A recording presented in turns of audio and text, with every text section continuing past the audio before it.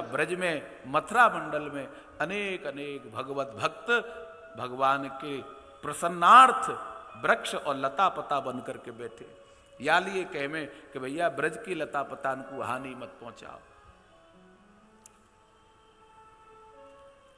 यहां वज्रनाभ जी से शांडिल्य महर्षि ये बात कह रहे हैं, और उसी क्षण भगवान की 16,100 पत्नी यमुना के किनारे विचरण कर रही हैं कि हमने सुनी है वो नंद नदन रोज शाम के समय गैया चरा करके नंद भवन की ओर आ रहे होंगे, शायद आज हमको दर्शन है जाएं, आज श्याम सुंदर हम कहीं से आते हमको दिख जाएं।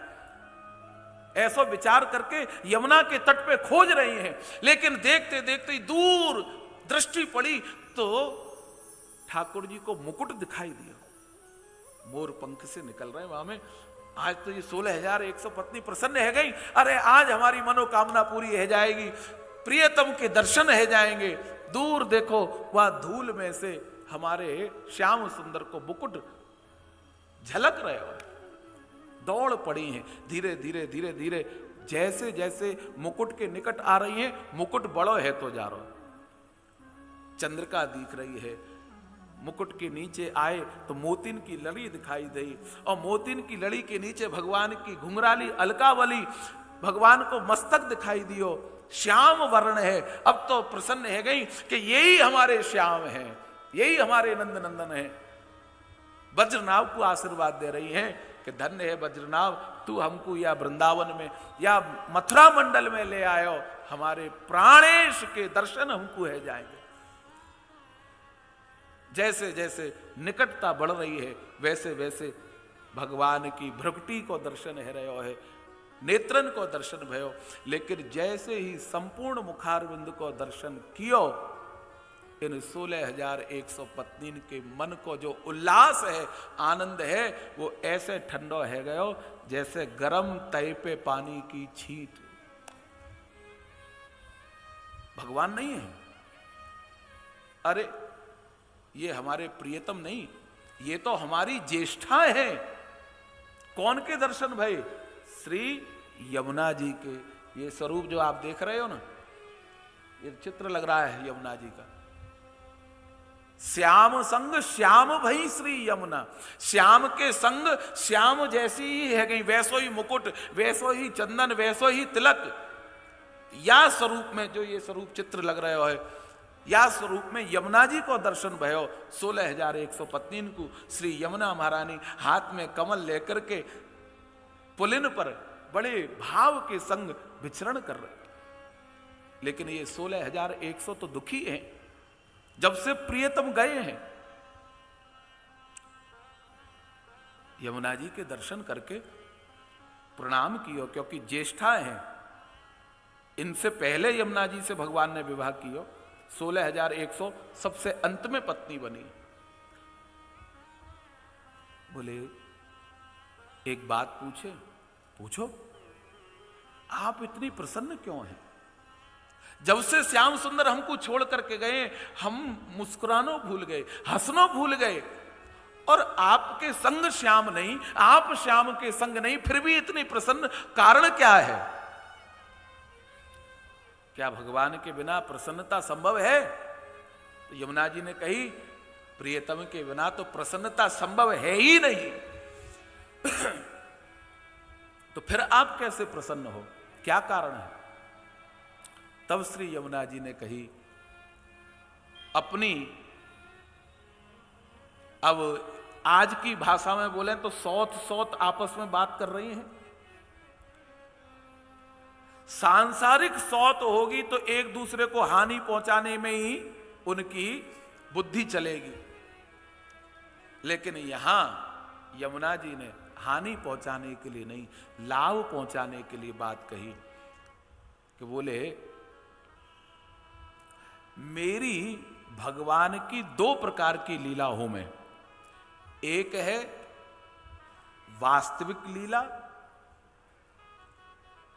जो लीला निरंतर है रही है,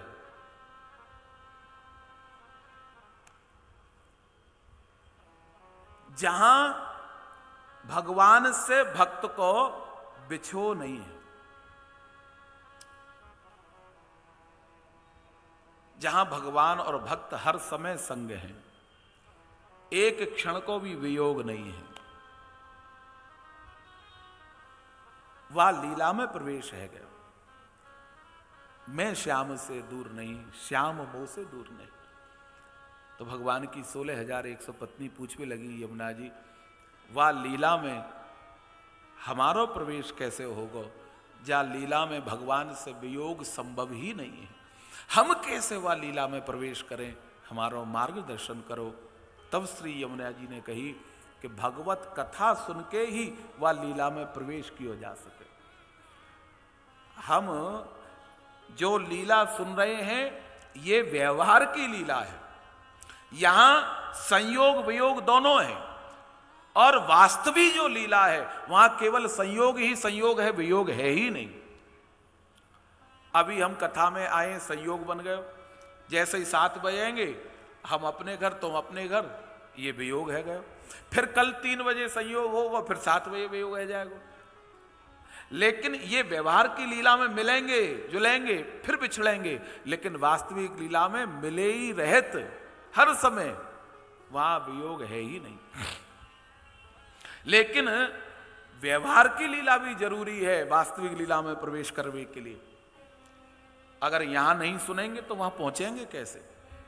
तो भगवान की 16,100 पत्नी को यमुना जी ने कही कि आप श्रीमद् भागवत की कथा सुनो तो आपको प्रवेश वास्तविक लीला में है जाएगा, जैसे फिर कभी श्याम सुंदर आपसे दूर नहीं होंगे, आप उनसे दूर नहीं होगी, सदा सर्वदा के लिए एक है जाओगे। तो बोले वो कथा सुनाएगो कौन, बोले कुसुम सरोवर पे भगवान के परम भक्त उद्धव तुमको ये कथा सुनाएंगे। तो बोले उद्धव को हम खोजेंगे कैसे, बुलाएंगे कैसे, वो आएंगे कैसे। बोले वाके लिए तुम्हें कहीं ना जानो निमंत्रण देवे के लिए, तुम सब तो कुसुम सरोवर जाओ और वहां जाकर के भगवत कीर्तन करियो, और जहां कीर्तन होगो वहां भक्त अपने आप चले आएंगे, उद्धव जी अपने आप प्रकट है जाएंगे। अब तो बद्रनाभ जी भी प्रसन्न है गए। भगवान की 16,100 पत्नी, महाराज परीक्षित, ये सब एकत्रित है करके गोवर्धन में कुसुम सरोवर के निकट जाकर के सब बैठ गए और वहां जाकर के भगवत कीर्तन करने लगे। कीर्तन से भगवान के नाम की ध्वनि जब पहुंचती है दूर दूर तक, तो भगवत भक्त उस कीर्तन के दर्शन करने के लिए, उस कीर्तन का आनंद लेने के लिए वहां पहुंच जाते हैं। तो श्री उद्धव जी महाराज भी आमे, हमारी भी कथा में वो आए, या भावना से हम सब भी थोड़ी देर ठाकुर जी को स्मरण करें। जब हम कछु बोल ही ना रहे, ना राम राम ना श्याम श्याम। आजकल तो मिले, पहले पहले जब सब मिलते तो राम राम करते, राम राम साहब, राम राम साहब, राधे राधे। आजकल के तो बच्चा मिले हेलो और हाय हो गए, रामा श्यामा तो गई, हेलो हाय में जा रहे हैं। भैया हम सनातनी हैं, भारतीय हैं, ब्रजवासी हैं, कम से कम एक दूसरे से मिलें, फोन पे बात करें, तो ये हेलो हाय को हमारा कल्चर नहीं है, हमारे संस्कार नहीं है। हमें तो राम राम ही करनी चाहिए, जय श्री कृष्ण, जय श्री राधे, इन नामन से संबोधन करना चाहिए। सब आर्त स्वर में भर करके कीर्तन कर रहे हैं दिव्य। जैसे ही कीर्तन भाव में चालू भयो, प्रारंभ भयो, श्री उद्धव जी महाराज एक लता के रूप में वहां विराजमान है। सबके देखते देखते वो लता उद्धव जी के स्वरूप में प्रकट है गई। बोलो उद्धव जी महाराज की। उद्धव जी को देख करके एकदम सबको लगा जैसे माने कृष्ण आ गए हो, क्योंकि उद्धव में और कृष्ण में कोई अंतर नहीं है, एकदम वही स्वरूप है, वही रंग है। महाराज बद्रनाभ ने प्रणाम कियो, महाराज परीक्षित ने प्रणाम कियो। भगवान की 16,100 पत्नी भी बद्रनाभ को देख करके आनंदित है गई। बद्रनाभ जी ने सारे वृत्तांत को बतायो और कही आप हमको भगवान की परम भाव में ही, रस में ही भगवत प्राप्ति करावे वाली श्रीमद् भागवत को दिव्य प्रवचन करो। शांडिल्य महर्षि ने कही है, भगवान की पत्नी चतुर्थ पटरानी श्री यमुना जी ने कही है कि यह कथा के श्रवण से भगवत प्राप्ति अवश्य होगी।